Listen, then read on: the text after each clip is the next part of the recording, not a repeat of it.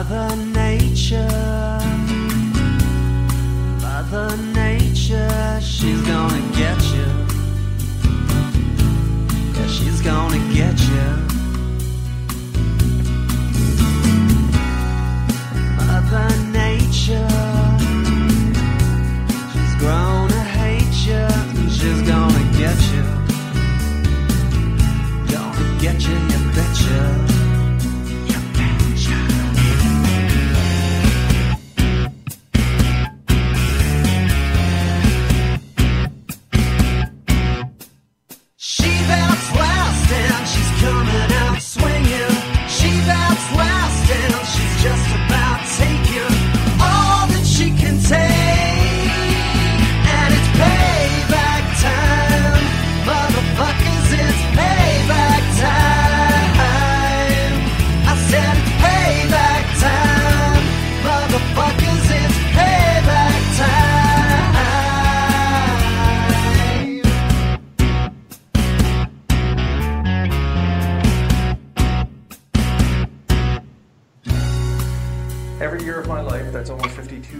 Welcome to Nature Bats Last on the Progressive Radio Network. It's NBL on PRN.FM. This December 4th, 2018 edition, episode 122 of Nature Bats Last, comes to you live from Rakino Island in Aotearoa, New Zealand, and also from Westchester County, New York, in the United States. First up, we have a pre-recorded chat with Robin Westenra, my mate from Wellington in the North Island of Aotearoa. Robin is a citizen journalist who has been working on our behalf for many years. Robin's work has been posted on his blog, robinwestenra.blogspot.com, since April 2011. Guy, would you like to start us off on the show, please? Thank you for joining us today, Robin. Your persistence at reporting evidence that escapes the corporate media is particularly impressive. I believe you're among the finest citizen journalists working today. I'll start with a question I commonly receive about my own work. Why? Why do you try to get bad news? Just call it the actions of a fanatic, and I haven't really, for the last few years since I started it, I haven't really had anything else to do because I've become sort of increasingly sort of physically incapacitated, so I don't get out to be with my horse as often as I would like. So, passion, really. I'm frequently accused of being a fearmonger, and I suspect you get that as well. Can you respond to that? Sorry, say that again? Yeah, I'm frequently accused of being a fearmonger, and I suspect you receive that sort of criticism as well. How would you respond to that? Yeah, well, just the facts, man. That's what I try to do. I kind of moving away from trying to kind of, I suppose, cry wolf and say what's going to happen, and just give the actual raw data that can't be it can't be called fear mongering at all. But I mean that's what I try to do, and my own opinions, except when I say that's my personal opinion, to try and keep my opinion so relatively out of it. Well, we won't keep you much longer. I just have two short questions, and then we'll let you go. How does your work benefit you, and how does it benefit others? Can you address both of those questions? Well, the first one, it probably doesn't benefit me, but I feel sort of in a kind of drive, I suppose, just to share what I know, and as far as what the benefit for other people, well, that's for them to say. I couldn't possibly begin to judge. I think your response matches something I read Kevin Hester writing on a regular basis. He writes, activism is the rent I pay for being on the planet. So, yeah.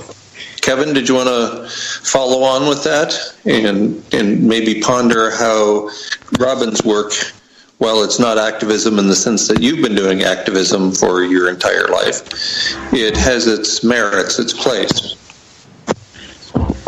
For me, the activism that I've been involved in over the last 40 years has given my life meaning, and it's the most important and relevant things that I have done in my whole life, that and building genuine relationships with good, empathetic people.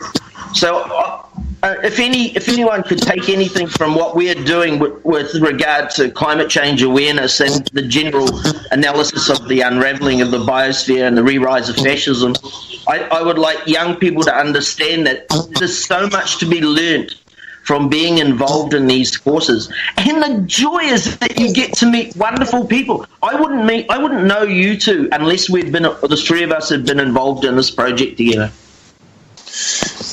Yeah, that's right. And I'm more a scholar than an activist. I'm a writer and a speaker. And Robin, I get a sense that you fall into a similar category as me with scholarship. Can you comment? Oh, definitely. And the other thing I would want to say is that what I've been involved in the last sort of 8 years or so has caused me to reassess just about every comfortable assumption that I ever had about the way in which the world works. And the first person, well, not the first, but one significant first who was responsible of that was of course Mike Rupert. And then the second person, of course, is you. Well, thank you. I appreciate that. Might have reached the same point, more or less, without both of you. You know, but it's been certainly an important what's the word, influence in my life, and these tend to come along at the right time when I'm just sort of starting to consider something, and then someone just sort of pops along who's giving the message that I really needed to hear. I just remember the first time that I heard Mike Rupert. I'd never even heard of him before, and then I heard him say, "It's not the economy's a Ponzi.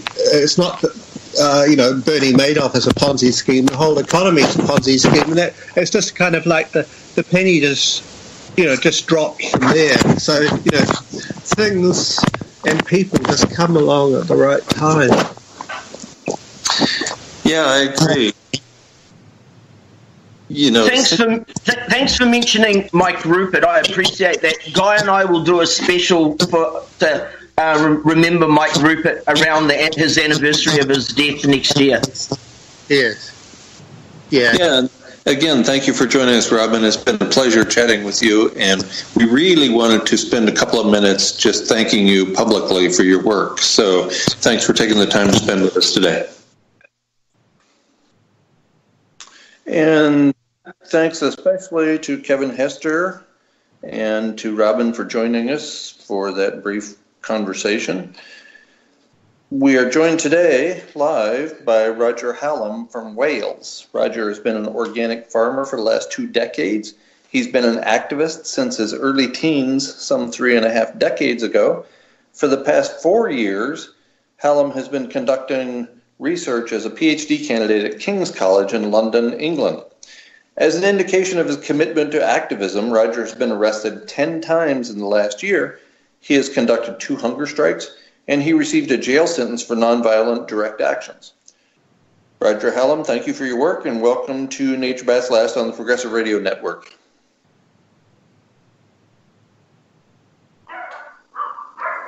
Are you there, Roger?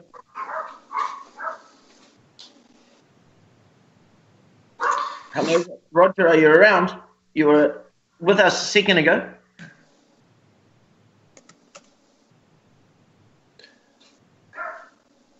Okay, sounds like we're having technical difficulties. Apparently his microphone is on mute. Roger, if you can join us, weigh in at any time. Hey, Guy, while we're waiting for Roger to come on, you brought to my attention a reach by the UN Secretary General at the, what's his name, Secretary General Antonio Guterres, where he's speaking at the IPCC talkathon in Poland, where he got up and said we're in deep trouble. He looked pretty worried, didn't he?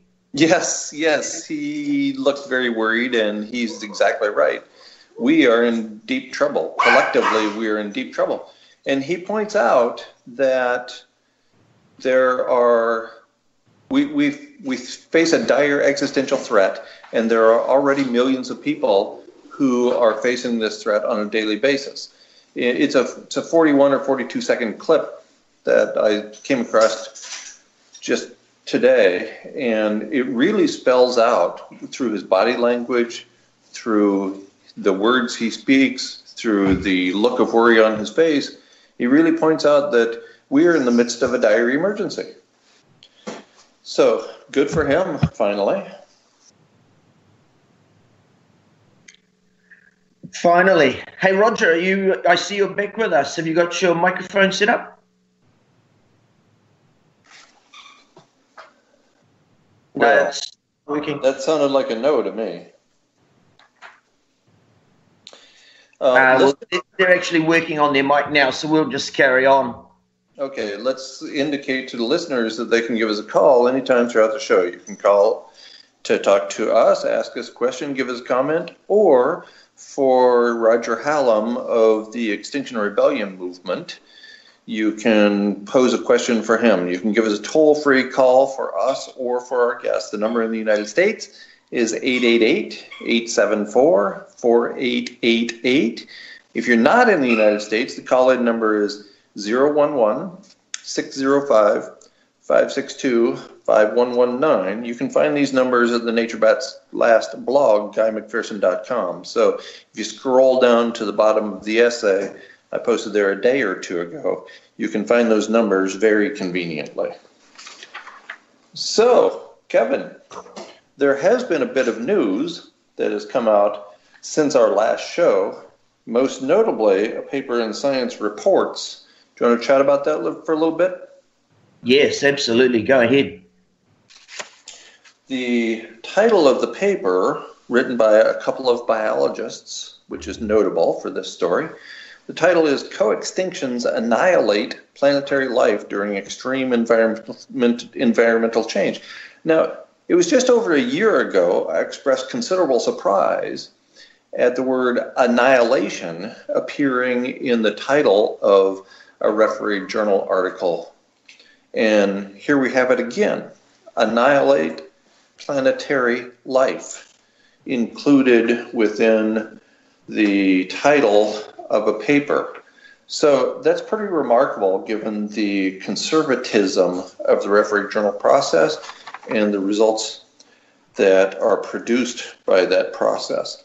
In this paper, they conclude that a 5 or 6 C global average temperature rise would be sufficient in a relatively short period of time to destroy all life on Earth. No nuclear power plants melting down catastrophically needed. No nuclear war needed. All we need, quote, to destroy all life on Earth is a 5 or 6 C global average temperature rise. This is shocking considering the source. A very similar discussion has taken place at truthout.org with Daja Males. Are you with us now, Roger? I thought I heard you, sorry. Daja Males' most recent article, I'll just quote you one paragraph from it.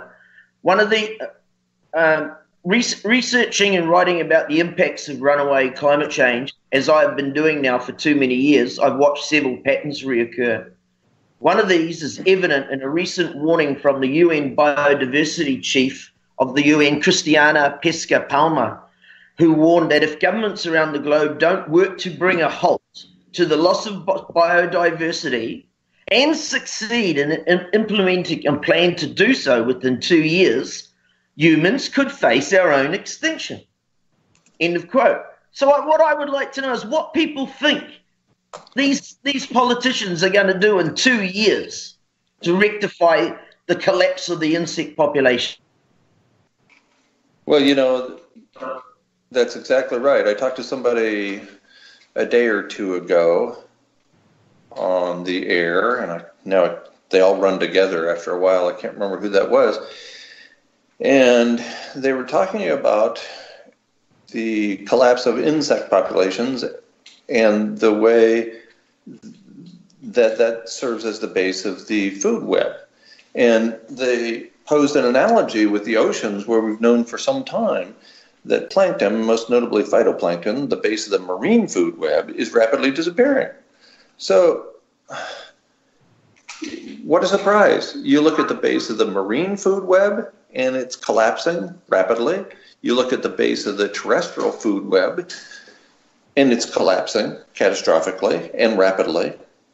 And people think that we're going to be unimpacted by the situation. I can't even imagine where you can get that idea. And all of this information is freely available in the public domain, but that's not what people are talking about on talkback radio or on the television or on the front page of the newspapers. This information, you will have to dig deep, and you won't find it in the corporate media. You'll still have to dig deep to find it in the alternative media or in the blogosphere. It's extraordinary how such a critical issue can just be completely and utterly ignored. Yeah, more kudos to Dar Jamail for his persistent writing at Truth Out. It's been remarkable following his journey since, I believe it was 2013, that he joined up with the Truth Out group and became one of their only of few staff reporters.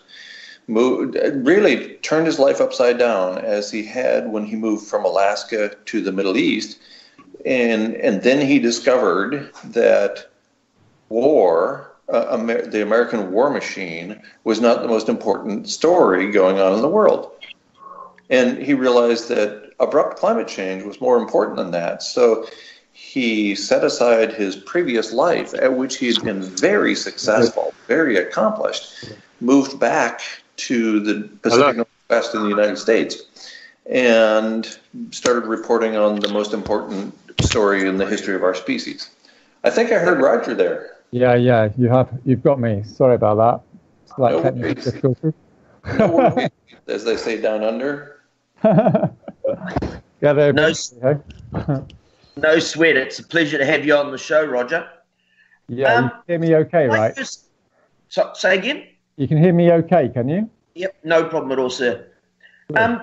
On the Extinction Rebellion site, there are 3 key demands, and the first one being the government must tell the truth about the climate and wider ecological emergency, reverse inconsistent policies, and work alongside the media to communicate with citizens. What does that truth mean to you, or what does it look like to you as we hear now in 2018, Roger? Well, it means we're in a pretty dire situation, and it means telling the nation about the feedback loops that the guy's been talking about for the last few years, and how serious that situation is. And not sugaring the pill, as it were. And we appreciate that. As you know, Roger, I wrote about Extinction Rebellion on my blog yesterday. And as I indicated, I have mixed feelings about this particular rebellion. If I understand you correctly, and please correct me if I do not understand you correctly, but if I understand you correctly, you are interested in rebellion as an end in itself, analogous to taking right action and not being attached to the outcome. Is that right? And can you please elaborate on that idea if it is? Well, I should say, first of all, that I'm not sort of speaking to you here on behalf of Extinction Rebellion. I'm talking to you, as an individual involved in it. So I just want to make that clear. Thanks for that and, clarity. I and appreciate it. that's and having said that, I also should say that there's as you would expect with a large group of people, there's a diversity of opinions on something that's as grave and as dramatic as whether we're going to go extinct or not. So, having said that, I think you're right that for many people involved, the notion of rebelling against a psychotic political system is an end in itself, given the severity of the situation. I think some people in Extinction Rebellion do think that if there is an international rebellion against the regimes that are taking us to this terminal end, then there is a chance that we'll be able to reverse it, while other people don't. So, yeah, there's a spectrum basically, but everyone's has a consensus on the idea that the best thing to do at this stage is to rebel through mass civil disobedience against the world's governments. At the very least, we could take our foot off the accelerator.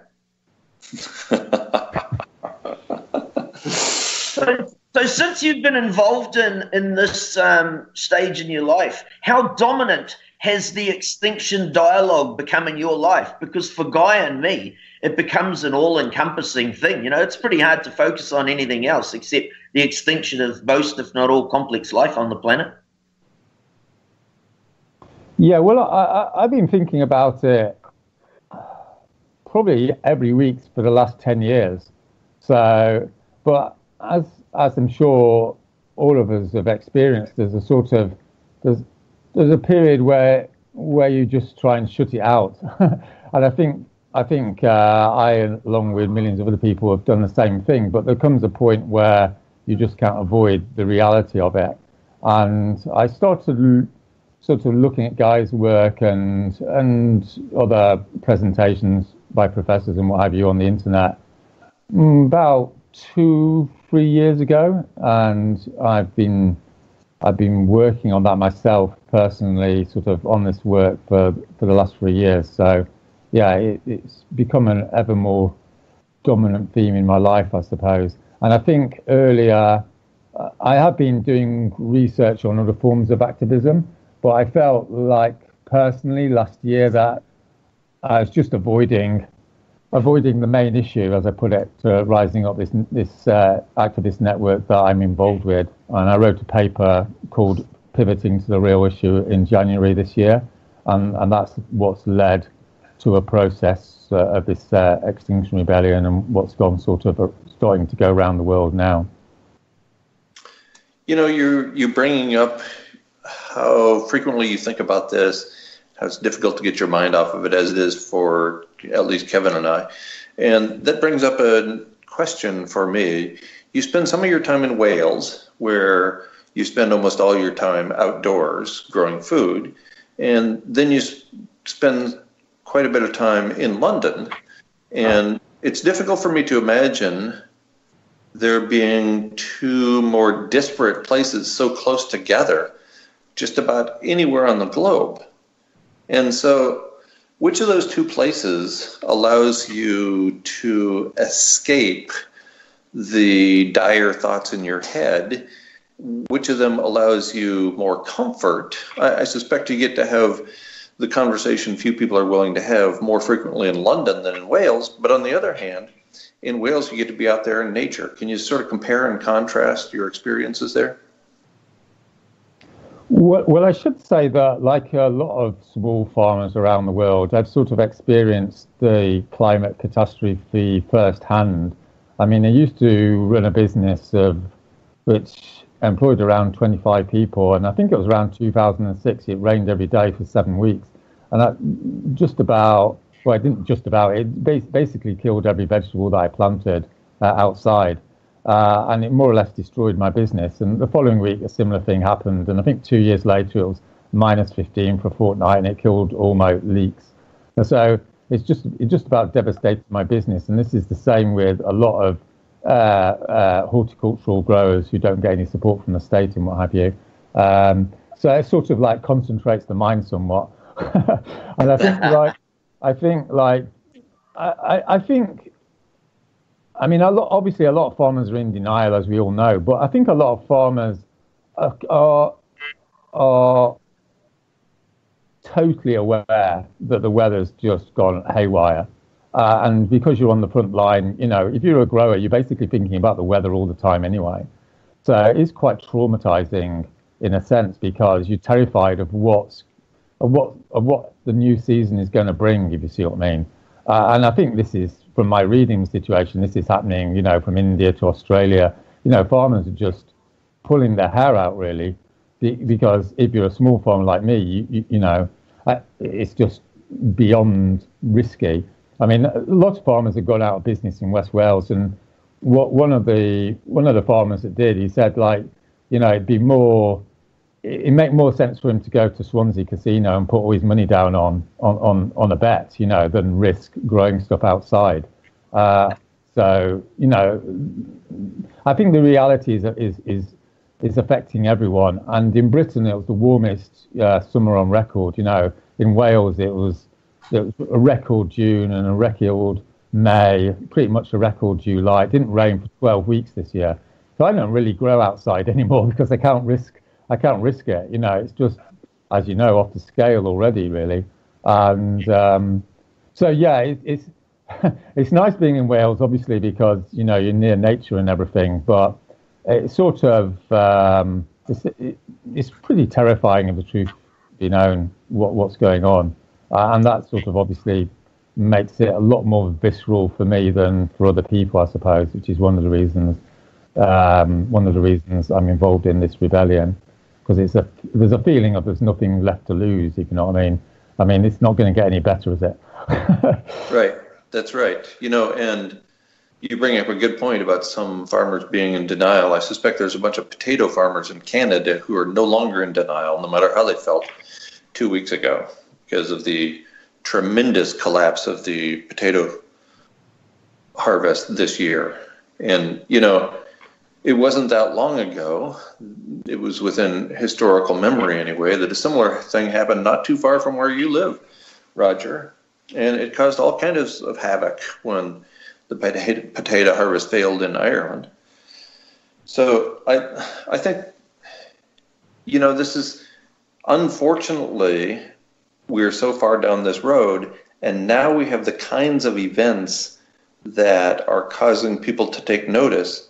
And sadly, unfortunately, the events have a lot to do with human suffering, like starvation. It goes beyond the economic realm and into the realm of actual human starvation or inability to get water, as they're experiencing Cape Town today.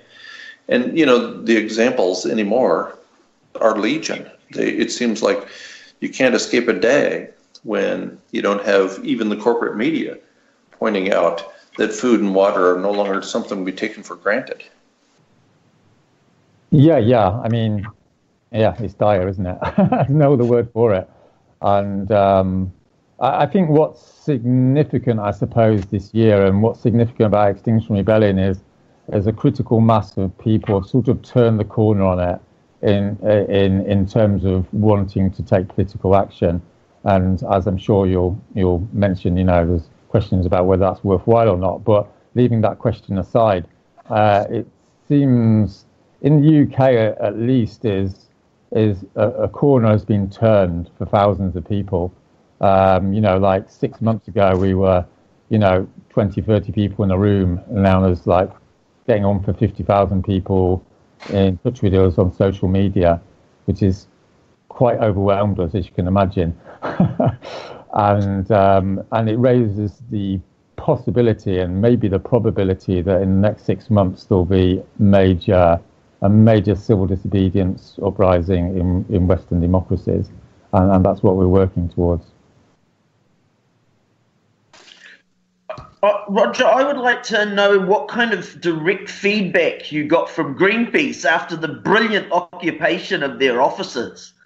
I've been having this dialogue with my colleagues in Greenpeace and 3to50.org and organisations like that who have been downplaying the severity of the crisis for years. And I loved seeing you guys occupy their offices. How did they come back to you? What was their response directly to you guys? Well, as you can imagine, being the professionals that they are, they were very nice to us.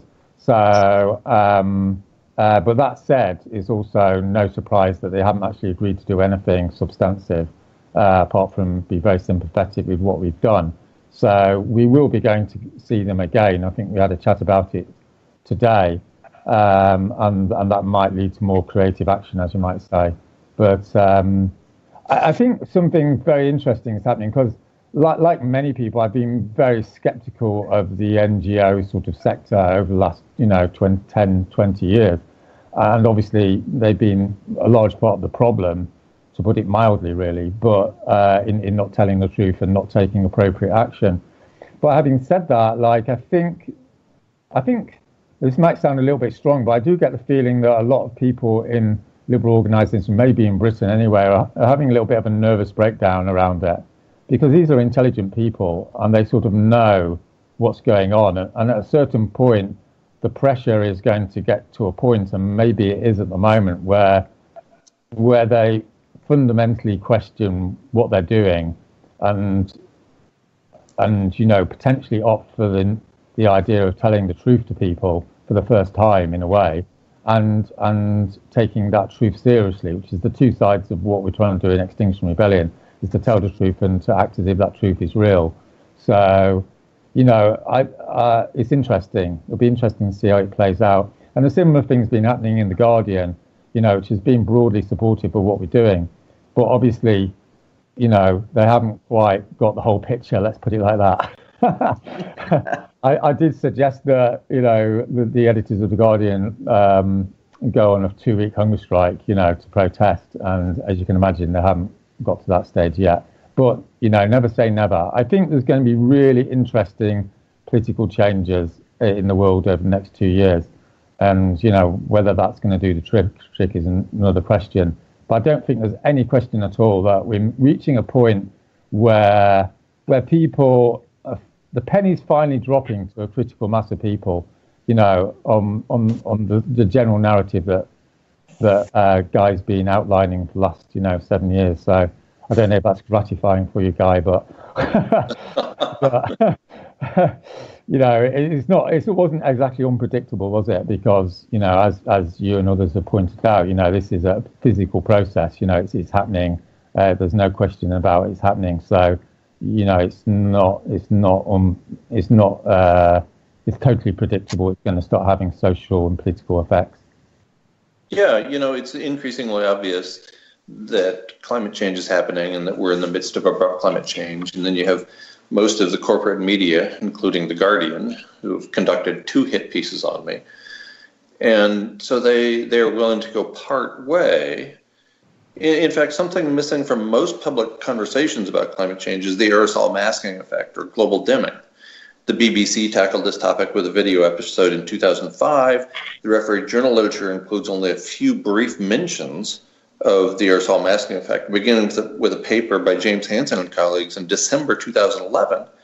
A subsequent paper published by Journal of Geophysical Research Atmospheres by Levy and colleagues in January 2013 indicates as little as a 35% reduction in industrial activity will cause the global average temperature to rise 1 degree Celsius. And this rate of change is what's critically important to the conversation here that I essentially never read about. That would happen within a span of 6 weeks or so. Given the inability of most studied organisms to keep up with projected gradual rates of change, I have to ask whether XR is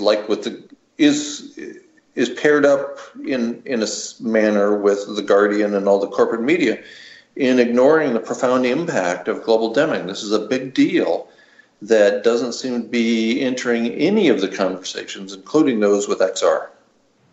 Can you comment on that for me? Yeah. Well, I certainly mentioned it in some of the talks. We've been doing this standard talk around the country, which has been attended by, hundreds of people. It was 250 people went to a first meeting in Edinburgh like 2 weeks ago. And, if you know anything about the UK, like no one ever, you're lucky to get 15 people in a room if you're bringing up anything political, you see what I mean? So this is pretty unknown. And I think to be honest, I think there's a tension in Extinction Rebellion around these issues about what's scientific and what needs to be said and what doesn't need to be said. But we've come to sort of consensus that whichever way you cut it nowadays, it's pretty dire, whether you mention this or not. So I think that's the orientation. I mean, the climate mobilization movement in the States, there's a paper written by some of those guys which explicitly mentions the effect of pollution. So it's there. I mean, I think you're right. I think we know what we're all talking about here. Is there some sort of subliminal desire to sort of maintain hope? and so people, consciously or unconsciously, even people that are in the climate movement or even in XR, will tend to downplay certain aspects of what you might call, probable scenarios. Let's put it like that. And there's no point beating around the bush. It's an area of tension of how it's going to be communicated. I mean, that said, as I said, as you well know, you can just present the sort of mainstream science nowadays, and it's off the scale dire. And I think this is maybe this is what's created the trigger, because the report that came out about the 1.5 degree limit and having to reduce emissions by 40% in the next 12 years or something. I think that's because that was a mainstream publication. It's just sent people into a bit of a panic, really, because anyone knows that to do that, we're just going to have major political and social transformation. And I think that's probably the main thrust of what's been happening behind this mobilization. Yeah, I mean, and I sort of understand, especially with the corporate media, their unwillingness to abandon hope, because we've all been told and had it assumed throughout our entire lives that hope is unimpeachably good, that if to abandon hope is analogous to begin worshiping the devil or something like that. And so I get the hope argument, but if we're going to tell the full truth, we have to point out that reducing emissions is going to have some very untoward consequences at this point. And that's the, to not tell the whole story like that is, for me at least, maddening. At least that's what I'm claiming is driving me crazy for the moment. So maybe we can switch topics here and move on to the spiritual or existential side of human extinction and where global change, warming has taken us to at this point, and what that inspires for you in terms of existentialism or spirituality, if you have any. I'd like to move this beyond the science a little bit and dig a little deeper. Yeah, well, I think Extinction Rebellion has been very interesting in the sense that I think it's the first time, in a way, I mean, as I say, apart from people like yourself and one or two other people, to move the conversation on from a sort of dry, rational information transfer science sort of narrative, to something a lot more deeper. And as you've indicated, there's a lot of resistance and, a lot of immaturity, I would say, spiritually and psychologically around the notion of having to worship hope and what have you, and not being able to connect with the many rich traditions, cultural traditions, which are based their rationale for action upon things other than hope, such as notions of tradition and guilt, duty and honor and what have you, and the whole virtue ethics tradition. And I think so. It's been interesting to see that entering the public conversation in the UK a little bit, because it never gets there. Do you know what I mean? Because as you know, the whole conversation usually rotates around, the problem's bad, but we can sort it out, and there's still hope, as it were. And I don't think we've broken that narrative really, in the sense that we're saying, there may not be any hope, but that's not the issue. The issue is to act appropriately, as you might say. And also, I think we've brought into the public conversation, emotionality, and particularly around the feelings of grief people have, and the deep emotions of loss that people have, and that, as I see it anyway, can only be a good thing, because I think one of the main reasons why nothing is happening and nothing has happened is because of this emotional social repression. And I think that's one of the reasons we've opened the floodgates a little bit, is by allowing these new narratives of what is going on emotionally and spiritually to get a bit of a public airing. But as you can imagine, they're still, you talk to journalists, I'm sure you've done this yourself, Guy, and you sort of say something dramatic like, we're going to have mass starvation in the next 5 years. I think I did this on Russia Today. And it's a bit like you've just suggested a penny on income tax or something, and they go on to the next question. It's a bizarre sort of emotional illiteracy. You've just said something that's beyond terrible, and then they just carry on, as if, you know what I mean? If what you've said is irrelevant or it's just words or something, and it's quite infuriating, as we all know, because really we should be sitting down and saying, how do we feel about this? Because unless you can connect with the whole thing emotionally, my sort of research on mobilization sort of points in this direction that you have to go through some emotional pain to be able to deal with this as a more mature human being, if you see what I mean. And I think a lot of people are prepared to do that, and that's why they're prepared to get arrested and potentially go to prison and what have you. Right. I mean, you have to reach a certain stage of acceptance regarding the end of your own life before you're willing to take those kinds of radical actions that would literally risk time in jail or perhaps risk your life. So that's a big deal, and it's a step that most people are unwilling to take. I see the infantilization of America is essentially complete. And when you turn to the mommy state or to the daddy state for every single thing, from water coming out of the taps to food on the table to fuel at the filling station and on the list goes, well, of course, people are unwilling to take much risk in pretty much anything they do in their lives. Something else that came up when we were exchanging email messages was the tradition of civic responsibility. And I get the impression from you that this matters, that adhering to what were considered historically normal historical norms is something you're interested in. Can you comment more on that, or am I just headed down the wrong path? Yeah. I think this is, probably an important difference between us, but I don't want to get into a big argument with you about it, because there's different ways. There's a lot of ways of dealing with this, and I think on some level it's important to be compassionate about it, because it's actually quite difficult being alive, because you've got to deal with dying. So whichever path you choose in life, it has a certain heroicism about it. That's sort of how I see it, intrinsically, because we are aware of our mortality and what have you. But I think what Extinction Rebellion is sort of tapping into is a civic responsibility ethic, as you might say. And that there's variations on the theme, but it goes something like this, that we're not just individuals, we're members of a society, and we have responsibilities towards that society and towards its maintenance.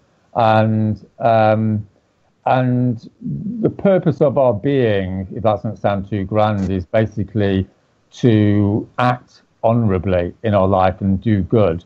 And the best way of doing that is to act in a collective way against the evils that, appear in our lives, as you might say, and obviously in this case, the climate catastrophe. So that, the rationale here, whether or not there's hope or not in this sort of scheme is pretty irrelevant. And I think there's lots of evidence, I've sort of researched this a bit, there's lots of evidence that people that do make major sacrifices for the greater good aren't primarily motivated by hope, and not primarily motivated by outcomes or utilitarianism. They're primarily motivated by a sort of virtue ethics orientation, which is, I'm alive in this world to do good or to do God's will, or, some construction like that. And therefore, confronting evil, as you might say, or however you want to construct it, is an end in itself. It's something I do as an expression of who I am. And that, whether you agree with that or not, you can't deny that enormous amount of power and meaning for people. And I think that that's possibly going to be the thing which is going to drive this mobilization, internationally. But we'll see, of course. Yeah.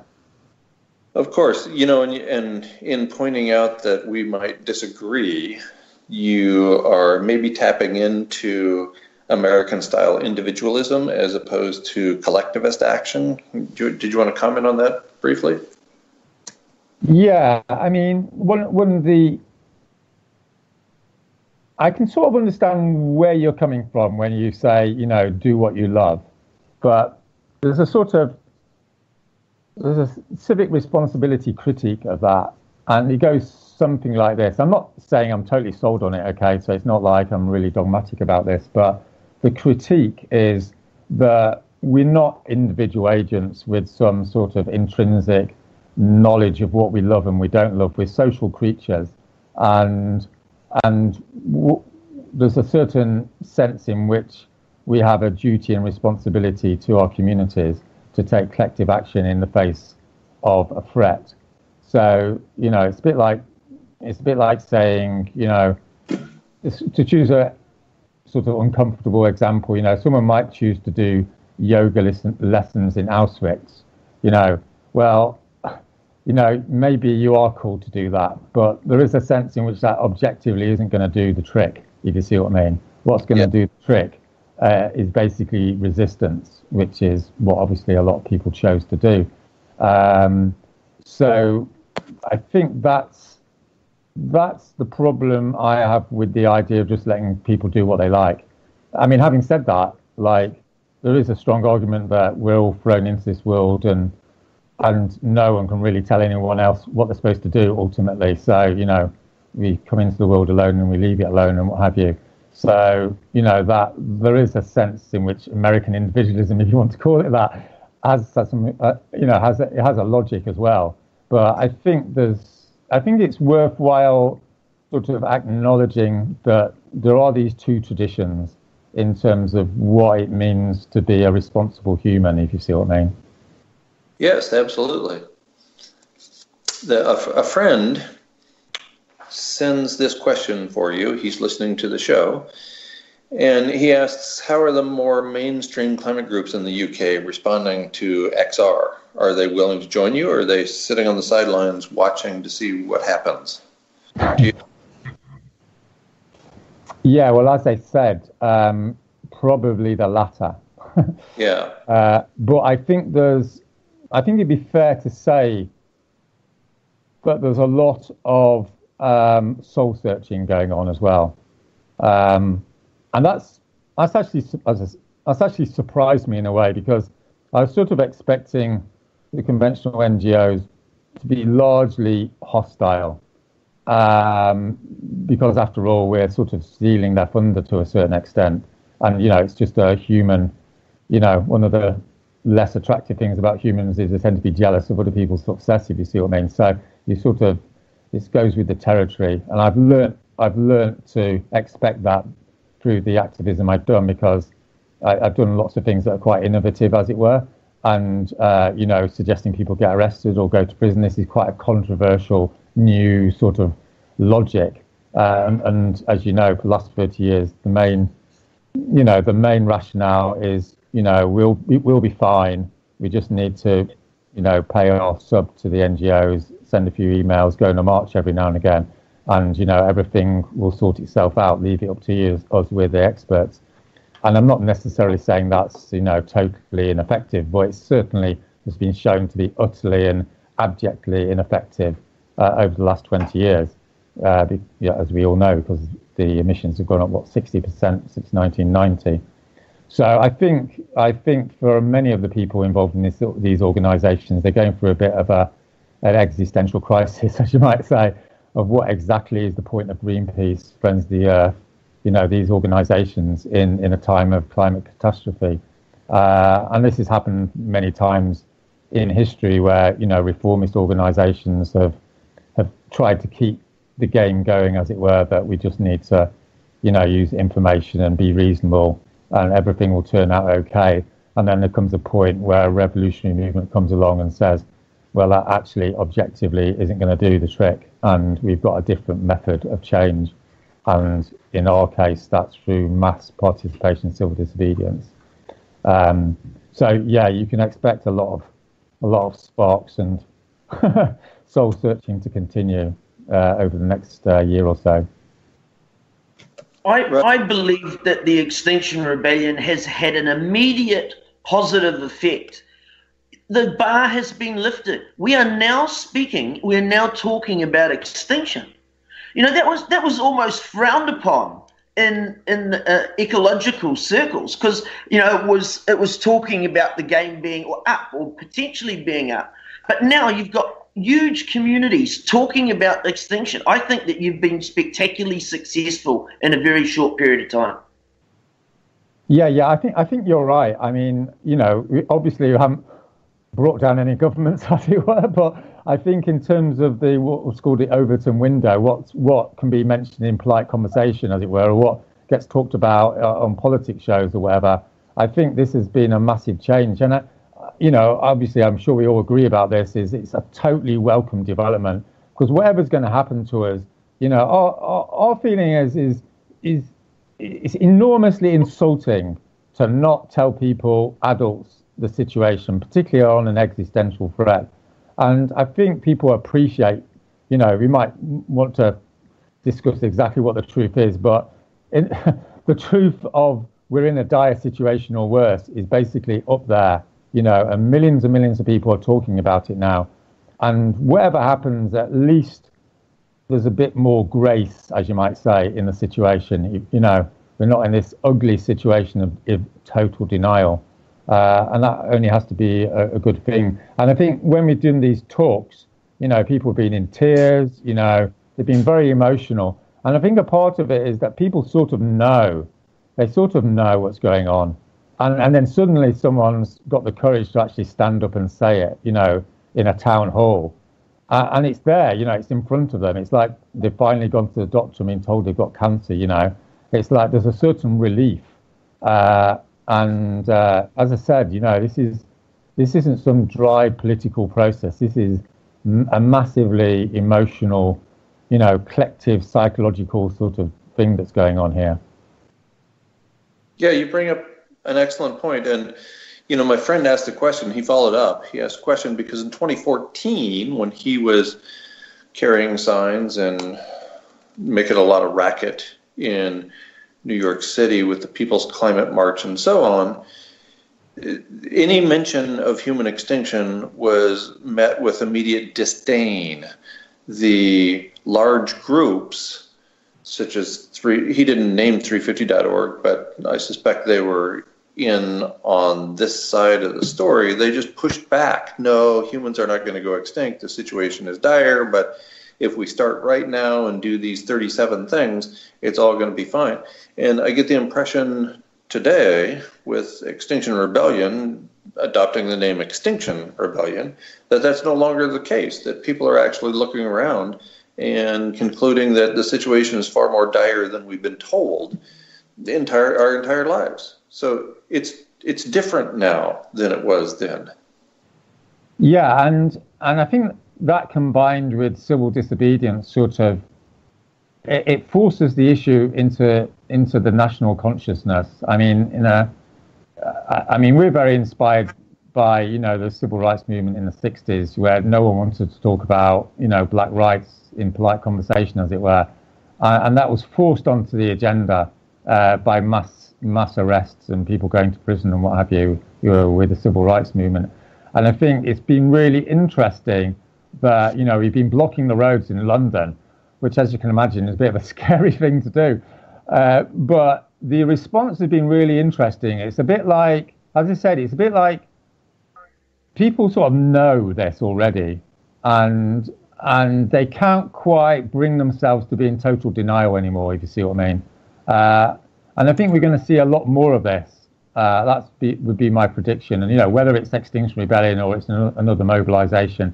But I think culturally we're turning a corner here. And who knows, what possibilities that might bring up. I don't know. That's great. Thank you very much, Roger Hallam, for joining us in conversation today. This has been a very enlightening conversation, and thank you for taking the time. Also, thanks to our listeners. Kevin, you want to take us home? Yes, thank you very much, Roger, for what you're all doing and for lifting the bar for everyone. For our listeners, we won't be on air next month because of the holidays in the United States. If you miss our live broadcast, you can find the shows in the archives at prn.fm, the Podbeam, or at Stitcher, and feel free to rate us on iTunes. Also, you can continue to follow Nature Bat's last blog, Guy's blog, which is guymcpherson.com, for further updates, interviews, and speaking tours, and you can keep current with my work at kevinhester.live. Thanks again for everybody, and to Afrozen for his music. And until the next time, remember the dominant culture has been clever, been very clever, but in the end, nature bats last.